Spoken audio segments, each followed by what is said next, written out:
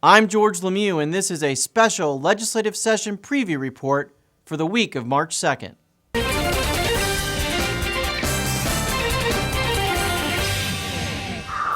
The budget. Governor Christ has proposed a $66.5 billion budget, which includes $4.7 billion in federal stimulus dollars.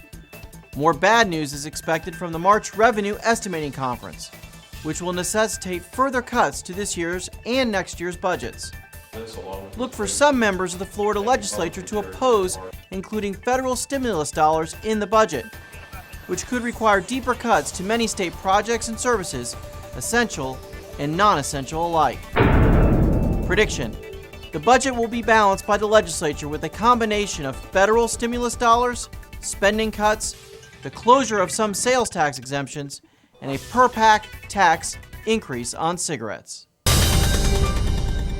Ratification of the Seminole Gaming Compact. The Seminole Gaming Compact gives the tribe exclusive rights to operate slot machines and banked card games. Florida can receive as much as 25% of gaming revenues as revenues increase, which could be worth billions of dollars. Consumer protection is also enhanced by allowing the state to monitor the tribe's gaming operations. Prediction: approval of the compact will be a struggle, but the legislature will ultimately give Governor Christ guidelines to finalize negotiations with the tribe. Parimutuels in Broward and Miami-Dade will gain a win with a reduced tax rate on slot machines. Sunrail for Central Florida.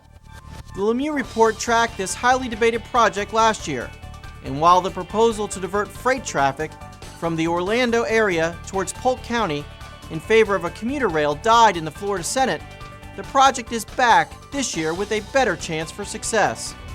The Central Florida Sunrail will utilize pre-existing freight lines to serve commuters throughout a 4-county region. In total, Sunrail is projected to infuse more than $1 billion into Florida's economy over the next 30 years. Prediction: with the support of Governor Christ, both U.S. senators, and the Central Florida congressional delegation, the Florida legislature will pass this measure this year. Homeowner Fairness Amendment.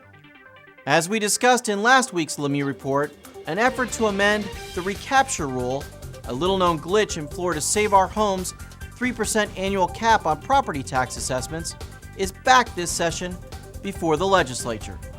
When the real estate market is booming, home values increase far above the 3% Save Our Homes cap. But the recapture rule allows assessments, even when the market is flat or declining, to recapture the taxable increases in prior years that were saved by the cap. Senator Mike Fasano is sponsoring legislation to put a constitutional amendment on the 2010 ballot, allowing voters to fix the rule to prevent recapture. Prediction: the proposal will pass both houses of the Florida legislature by a supermajority. If not, it is going to be hard for lawmakers to explain to their constituents why they voted against this common-sense tax relief measure. Smart Cap Amendment. The Smart Cap Amendment would keep local government accountable by limiting increases in local revenues to inflation plus growth. This amendment is aimed at ensuring accountability in government spending, while protecting local residents from sharp tax increases. Prediction: this is a tough call.